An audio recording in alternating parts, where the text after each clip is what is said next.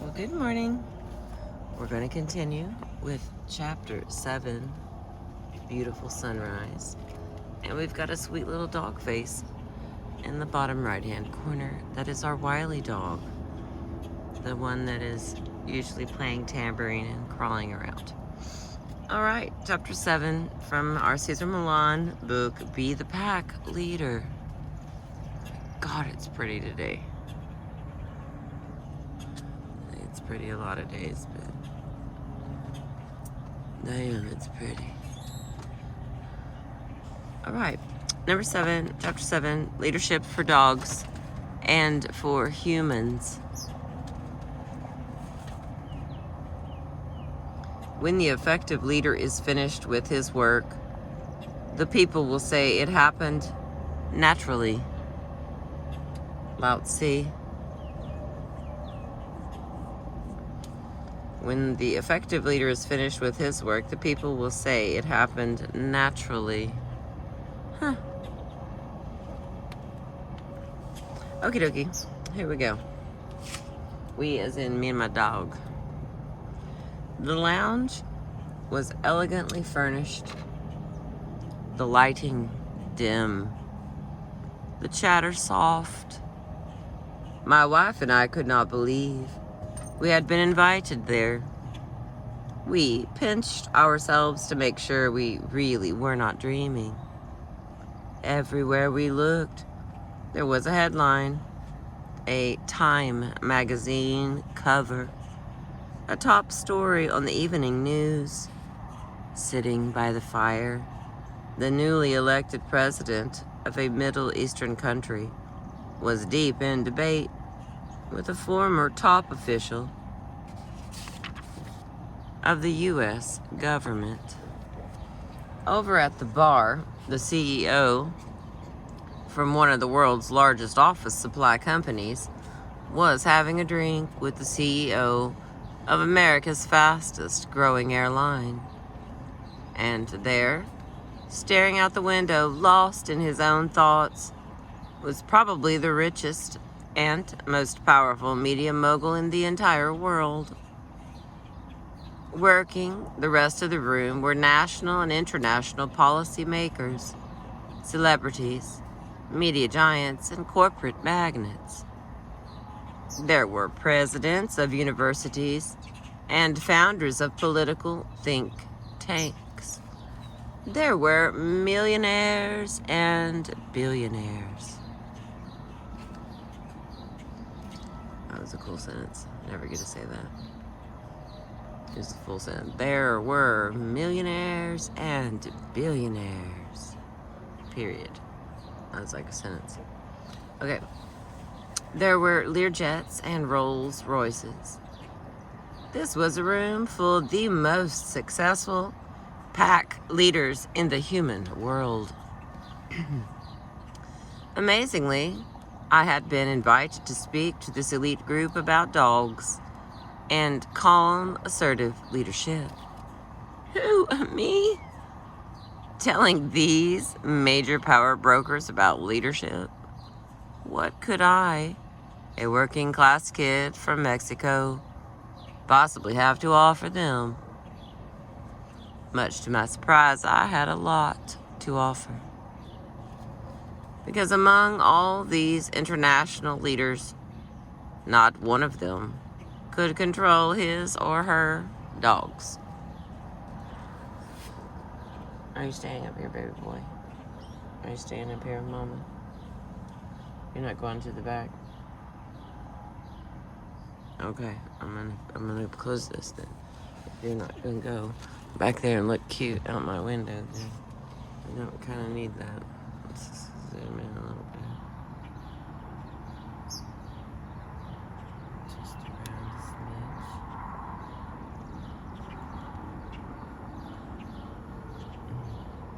I have a chance of getting me a camera man. A young person who will help me with my camera and my audio. So it might get a little better is what I'm saying. It may not, but it might get 50-50 on everything over here. Okay, back to the point. This was a room full of the most successful pack leaders in the human world. Amazingly, I had been invited to speak to the elite group about dogs and calm, assertive leadership. Who? Me? Telling these major power brokers about leadership? What could I, a working class kid from Mexico, possibly have to offer them? Much to my surprise, I had a lot to offer. Because among all these international leaders, not one of them could control his or her dogs. Alright, the next category here in this chapter is Hail to the Dog. If you ever wondered where the American people came up with the idea that the dog should be out in front of the walk, take a look at a film, video, or photograph of any president of the United States getting off Air Force One. Who's the first one out of the plane? Who's the first one into the White House? Ronald Reagan, Bill Clinton, George W. Bush. All of them trail behind their dogs on the White House lawn. In the animal world, position means a lot. And in all of these things, and in all of these images, the dogs are going first. In my lifetime, I have not seen a powerful breed dog in the White House yet. I've seen Labradors. I have seen lots of terriers. A lot of the softer breeds. But a Rottweiler? A Pit Bull? Not since JFK have you seen a German Shepherd in the White House, nor Rhodesian Ridgebacks, or Belgian Malinois, or Mastiffs. If you had a powerful breed in the White House, no one would ever get to meet with the president. Why? Because if presidents can't control their terriers or happy-go-lucky labs, how could they control a powerful breed? You'd have 10 Secret Service agents trying to handle one dog, because it would be a dog with a pack leader. I got a lot of pleasure during one seminar when I suggested that everybody write letters to Congress and suggest that before anyone gets sworn in as president, he or she has to learn how to walk a powerful dog.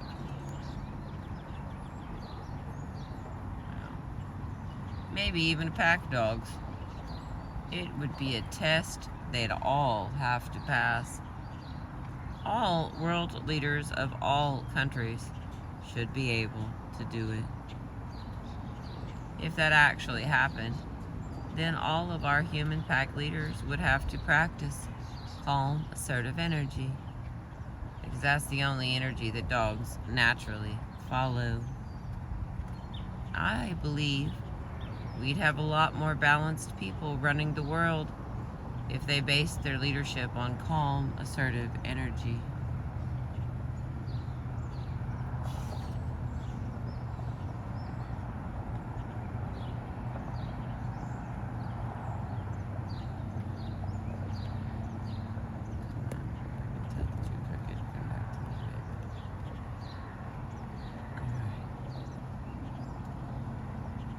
These angles, just saying.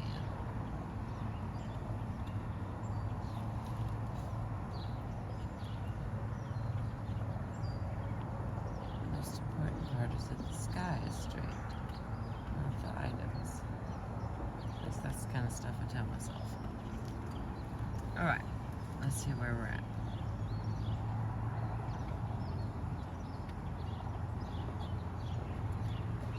I believe we'd have a lot more balanced people running the world if they based their leadership on calm, assertive energy. You see, animals don't follow unstable pack leaders. Only humans promote, follow, and praise instability. Only humans have leaders who can lie and get away with it. Around the world, most of the pack leaders we follow today are not stable.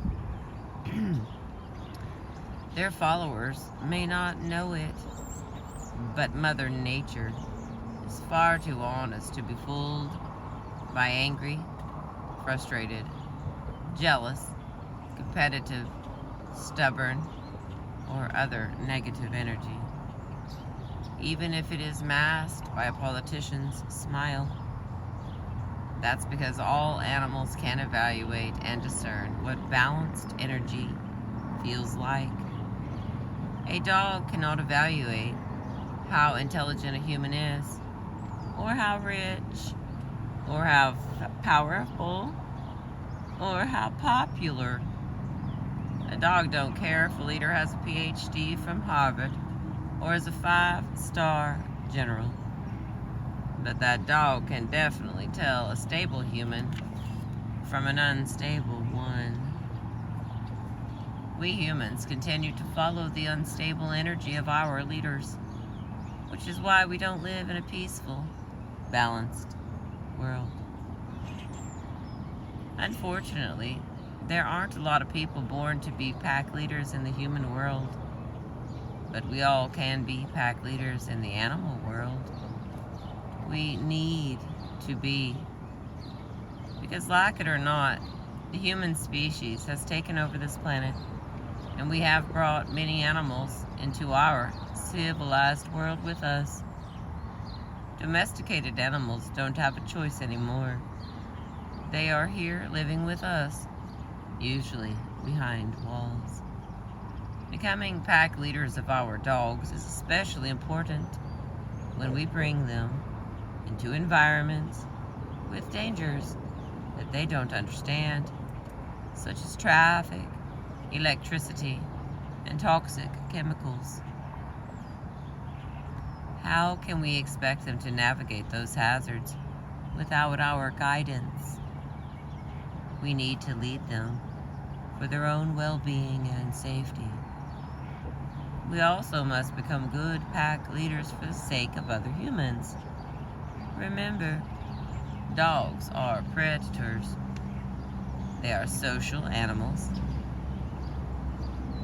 but they are also social carnivores, and deep in their DNA is the wolf in them that wants to hunt and kill prey. We need to have control over those instincts if we are to live in harmony among other animals and humans.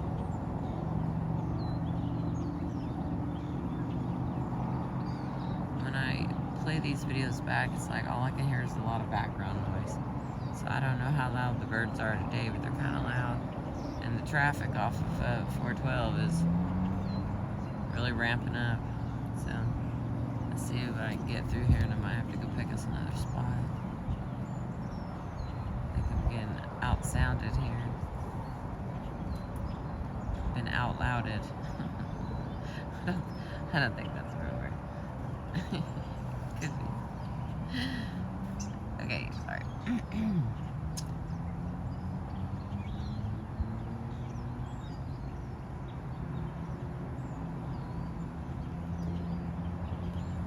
Okay. The next category. Third world instincts. The world leader and captains of industry that I spoke to that day all had intelligence.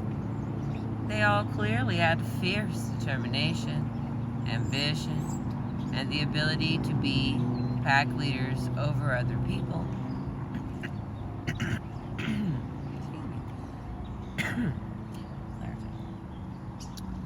Many of them were tough, very aggressive in the energy they projected. What they didn't have was instinct.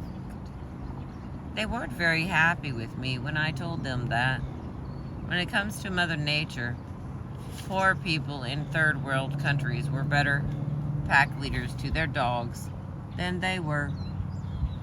In America, people are culturally conditioned to be intellectual and emotional.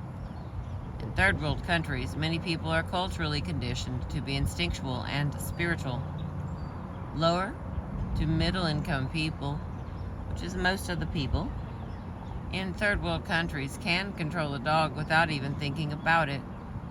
I'm talking 3-year-old kids with dogs following them and obeying them. No question. If you tell a 3-year-old who lives on a farm anywhere in the world, including America, go get that horse, he'll go get the horse. The horse will follow. My co-writer told me a story of when she was with a film crew in a rural oasis in the middle of the Egyptian desert. She and some other Americans on the crew were passing by a herd of camel when all of a sudden a pregnant camel started to give birth. The camel was standing up and the baby camel was coming out of her, all hoofs and long legs. It looked as if the baby was stuck, and it couldn't have been very comfortable for the mother. While all the Americans debated among one another, wondering what to do and totally without a clue, a 6 or 7-year-old boy from a nearby farm came running up to the camel and without hesitating, grabbed the hoofs of the baby and started to pull. In a few moments, there was a newborn camel in the world. The mother camel lay down and cleaned off her baby, while the little boy wiped his hands and headed back toward home. The film crew could only stare in amazement. To them, they had witnessed a miracle.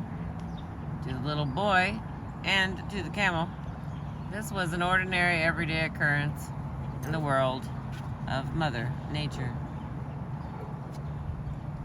In a third world country or on a farm anywhere in the world, you are more likely to be forced to rely on the instinctual side of yourself for survival.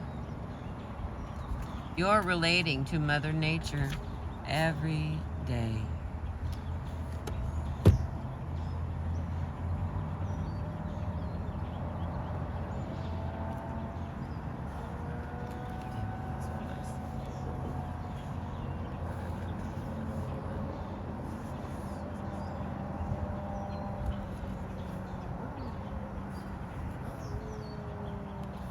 Much the way our ancestors interacted with plants and animals.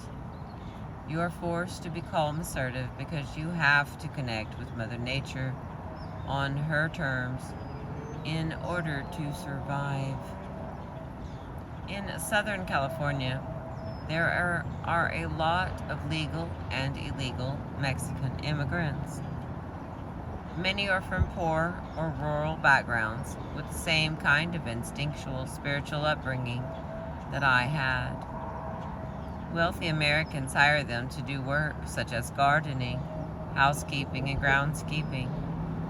I also get hired by these wealthy people to help them with their dogs. If I see a bunch of guys from my country working in the yard, I might ask them their opinions on what's really happening with the dog problems in that household. 9 times out of 10, they'll tell me in Spanish, well, the owners just don't tell the dog what to do. They treat him like a baby. Simple as that. They get right to the point. They'll say of their employers, when they leave, we tell the dog what to do. He listens to us, but they don't let us tell the dog anything when they are around.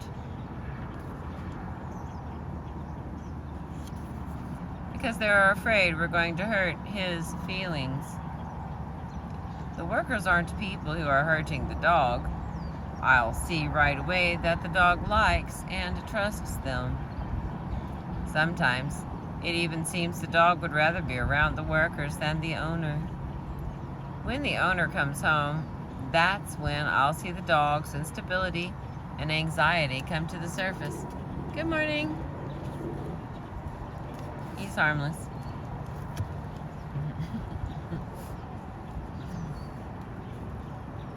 Alrighty. One point that I want to make, though I believe that, in general, third world people are more instinctual and tuned in to Mother Nature than Americans are.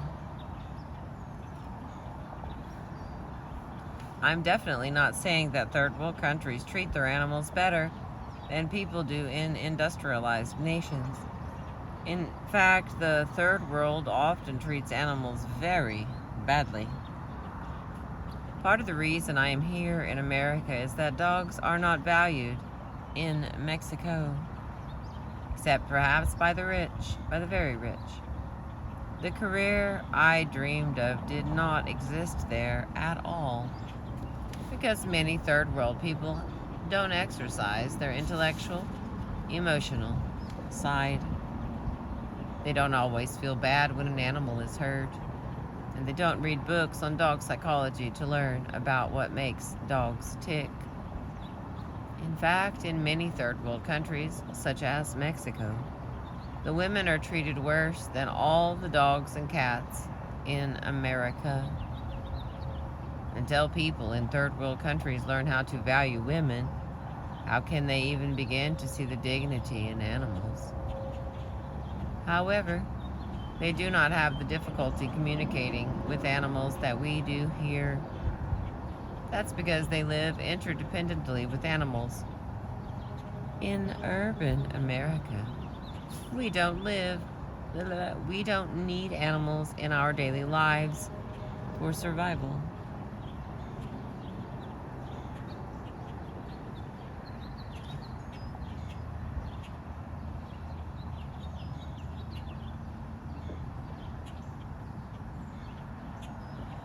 Oh, my lordy. Until people in third world countries learn how to value women, how can they even begin to see the dignity in animals? However, they do not have the difficulty communicating with animals that we do here. That's because they live interdependently with animals. In urban America, we don't need animals in our daily lives for survival. We have removed ourselves from our animals' natures, blocking our connection with our illusion of intellectual and emotional superiority. Dominance and submission. The next category. 2 definitions.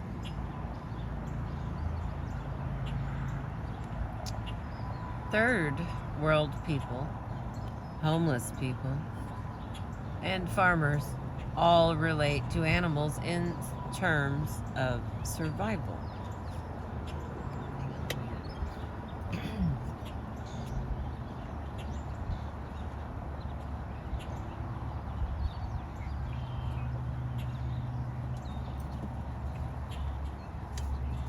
Right.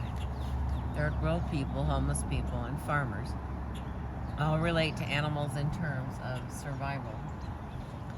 They also aren't afraid to assert dominance with animals. In rural environments, the concept of dominance is not politically incorrect. On a farm in America, the farmer knows that only he can create harmony among all the animals. In order to do that, someone has to be in control.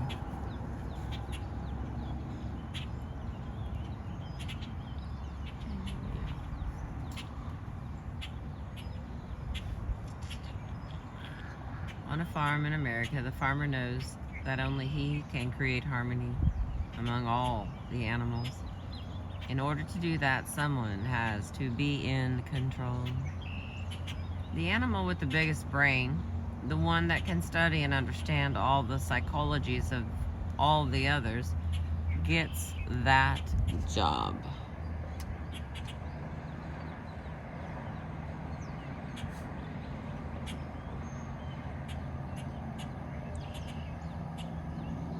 My buddy is back.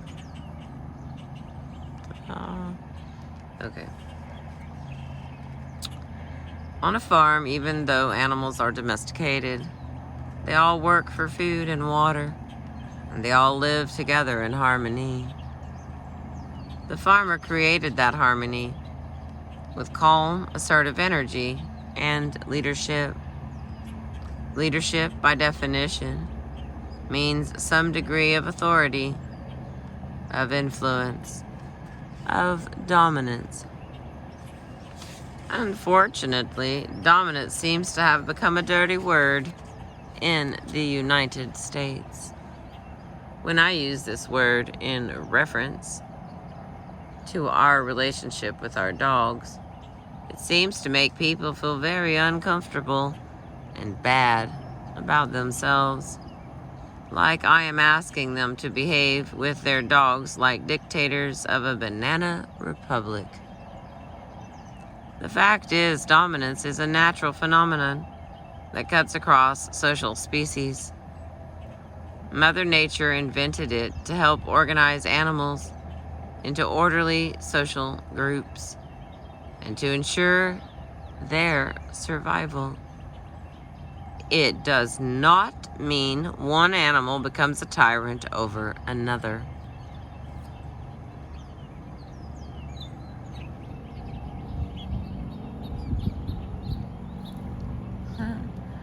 Sweet babies.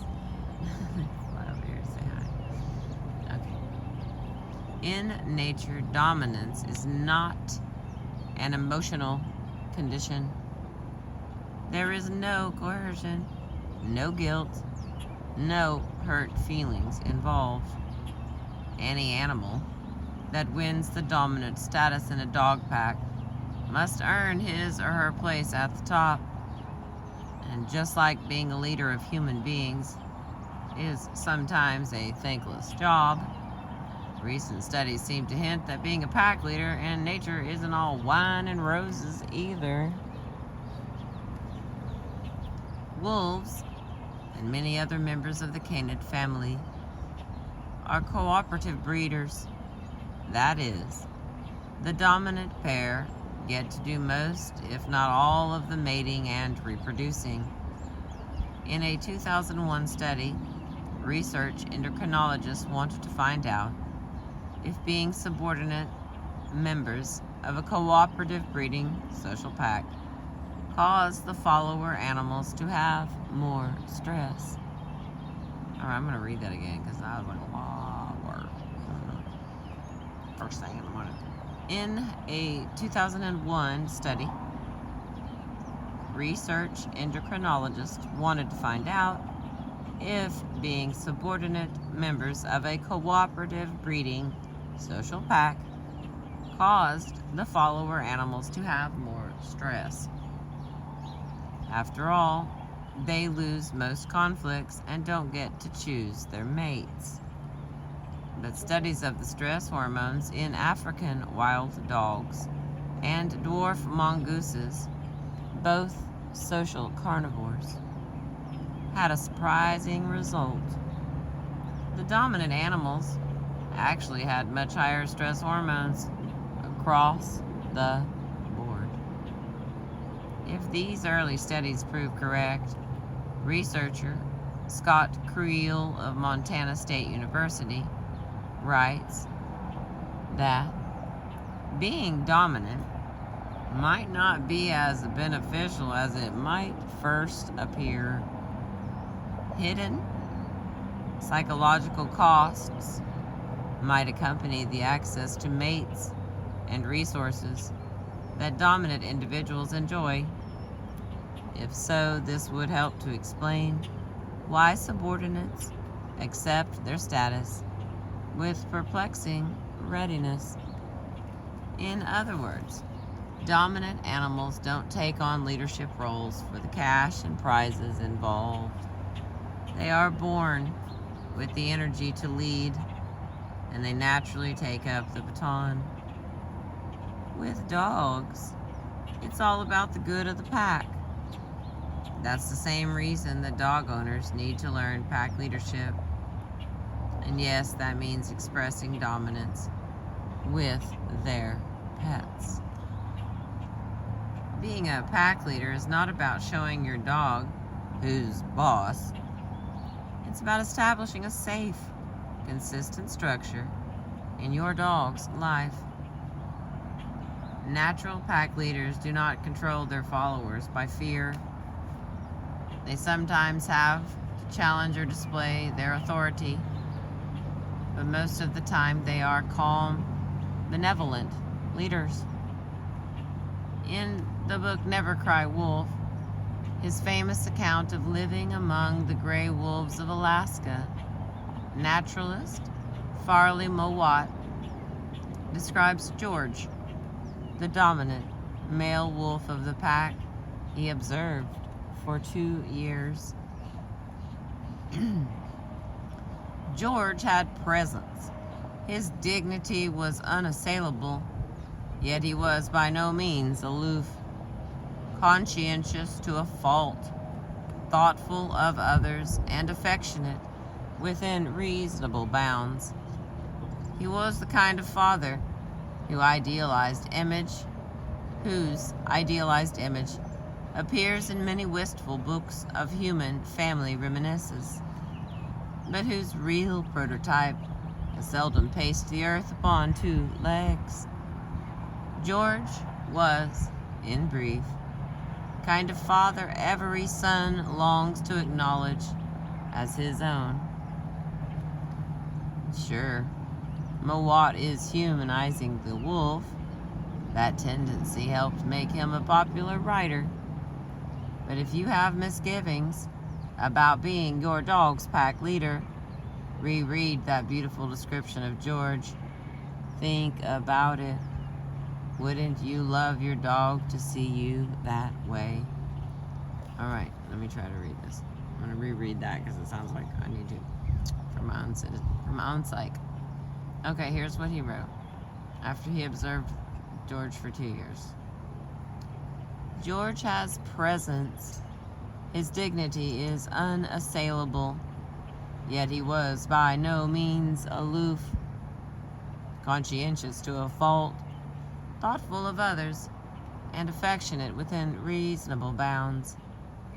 He was the kind of father whose idealized image appears in many wistful books of human family remembrances, but whose real prototype has seldom paced the earth upon 2 legs.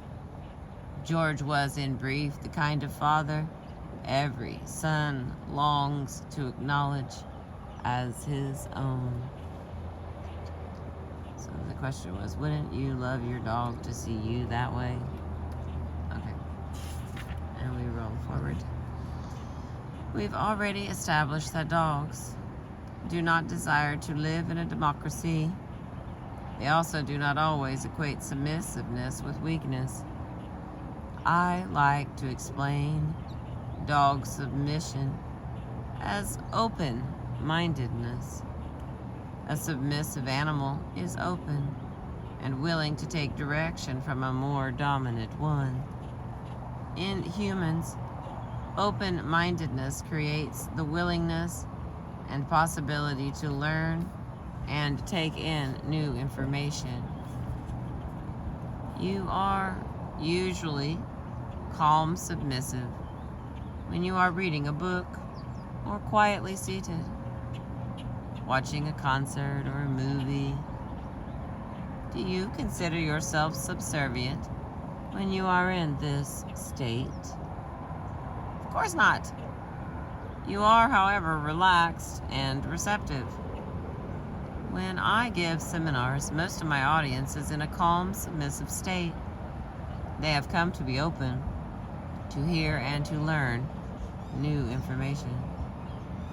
When humans go to church, you can have all the races, white, Latino, black, Asian, sitting peacefully together in the spirit of prayer. The pack leader is the religious leader, or God, and everyone is calm, submissive. When the congregation goes to coffee hour afterwards, everyone is in a good state of mind and able to get along together socially. It's only once they go out the door of the church that all the old issues and differences and prejudices come back to haunt them.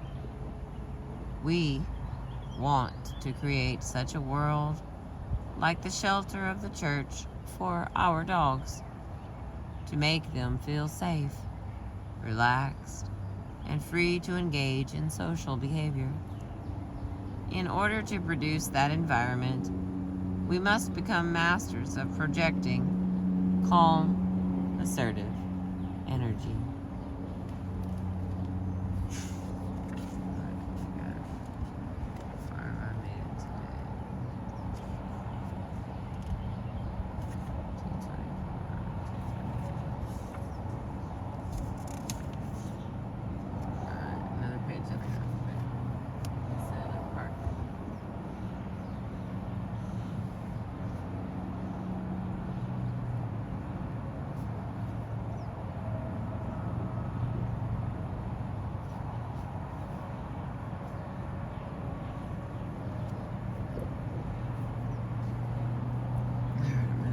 One more, and then I'm gonna quit.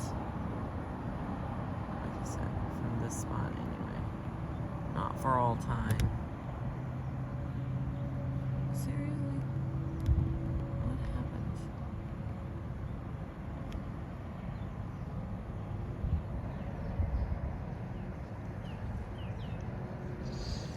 Alright. Thanks for being with me.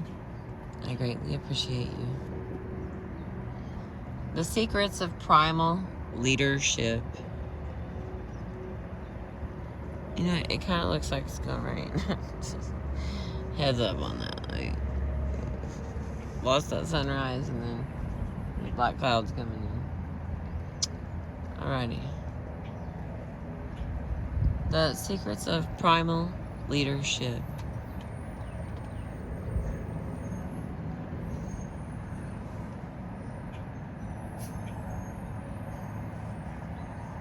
Calm, assertive leadership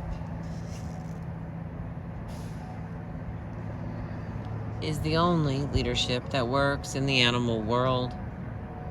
In our own world, human beings have followed leaders who have coerced us, bullied us, acted aggressive towards us, and filled us with fear in order to control us. But even among humans, research has shown that calm, assertive leadership, primal leadership, is really a better way to go. Daniel Goleman, author of Emotional Intelligence, Richard Boyatzis, and Annie McKee have spent decades researching the role the human brain plays in creating the most powerful and effective leadership behavior. Based on everything we have learned about how energy works in the animal kingdom, what they learned and recounted in their book Primal Leadership should not surprise us at all. Great leadership works through emotions. This, they tell us, is because the root of our emotions, the limbic system in the brain, is an open loop system. That is, it depends on sources outside the body to manage itself.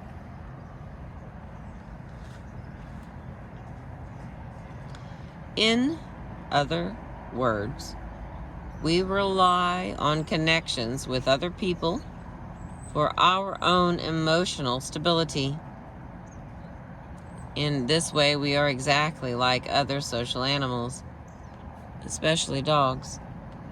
We mirror each other's emotional signals, whereby one person transmits signals that can alter hormone levels, cardiovascular function, sleep rhythms, and even immune function inside the body of another. I'm probably going to read that again. Okay, remember Warren, my client with the negative energy so powerful it was affecting his dog, his fiance, and me? That energy we were feeling from him wasn't in our imagination. Not only can a person's negative mood or emotions affect us, the stress hormones secreted when they make us upset take hours to be reabsorbed into the body to finally fade away. That's why it took me hours to come down from my encounter with Warren. According to the authors of Primal Leadership, researchers have seen again and again how emotions spread irresistibly in this way whenever people are near one another, even when the contact is completely non-verbal. For example, when three strangers sit facing each other in silence for a minute or two, the one who is most emotionally expressive transmits his or her mood to the other two without speaking a word. The results of negative energy can literally have lethal consequences. Nurses in cardiac care units who were grumpy and depressed had a 4 times higher death rate among their patients than those in units where nurses' moods were more balanced. As we have learned, animals are even more attuned to these emotional mood energy signals than we are. They are called emotional contagions, and they are the very reason that my power of the pack form of rehabilitation works so well for impossible dogs in cases where human intervention hasn't helped at all. Since the dogs are communicating with one another without words, using only energy and body language to have conversations, inviting an unbalanced dog into a balanced pack can turn him around almost instantly, as long as he is in a calm, submissive state, which is an open-minded state, ready to learn and absorb new energy.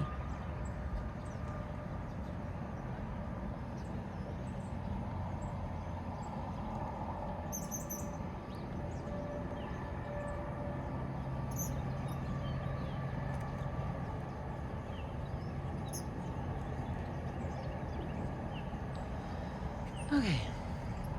In a pack of dogs, instability is not allowed. It is targeted for some sort of group action, often an attack. I talked earlier about how my co-author experienced the way in which the ripple of emotional contagion passed through my pack in a split second, practically the very moment she changed her thoughts and state of mind. If you've witnessed any animal pack or herd in action, in person, or in a wildlife documentary, it is one of the most visual, dramatic examples of how emotions and energy work together to regulate all the social species of the animal kingdom. In their studies, Goldman, Boyatzis, and McKee defined 2 types of leadership. The first they call dissonant leadership, and in American workplaces, it is responsible for 42% of workers reporting incidents of yelling, verbal abuse, and other unhappy behaviors. Dissonant leadership, they write, produces groups that feel emotionally discordant, in which people have a sense of being continually off-key. Many movers and shakers still swear by this form of leadership, the argument being that it keeps people on their toes. The documentary film Enron, The Smartest Guys in the Room, depicted a company where dissonant leadership was absolutely the norm. If you can imagine a Wall Street trading floor where traders are constantly competing with each other and yelling at each other, blood pressures and tempers are high, and everyone is exhausted and jittery at the end of the day, wondering if they're going to make enough profit to keep their jobs. That's dissonant leadership. Unfortunately, that is the kind of leadership my clients often exhibit with their dogs. They are emotional, easily upset and frustrated, panicky, weak, angry. They are also inconsistent with the messages they send, so their dogs don't know what to expect from one minute to the next. Is my owner the pack leader? Am I the pack leader? A confused dog is an unhappy dog, although it might still be the norm on Wall Street. Dissonant leadership does not cut in. Dissonant leadership does not cut it in the animal kingdom. The other kinds of leadership the authors describe as resonant leadership. One sign of resonant leadership is a group of followers who vibrate with the leader's upbeat and enthusiastic energy. A primal leadership dictum is that resonance amplifies and prolongs the emotional impact of leadership. This is the kind of leadership that I call calm, assertive leadership, which of course arises from calm, assertive energy.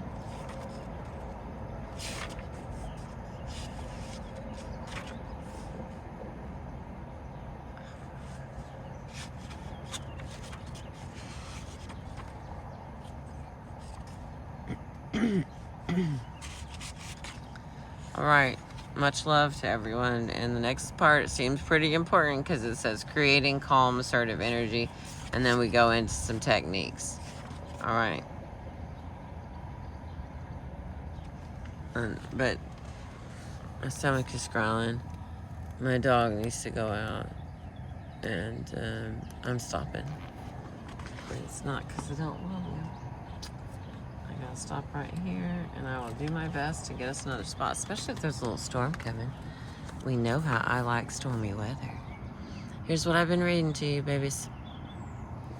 Thanks for being with me today. We've been over here at the little Sand Springs Lake, looking at the birds and the pretties. And if you haven't been here, there is a lot of history on this lake. It used to be like a giant, fun-filled party station. Oh, I do see the clouds. Can you see them?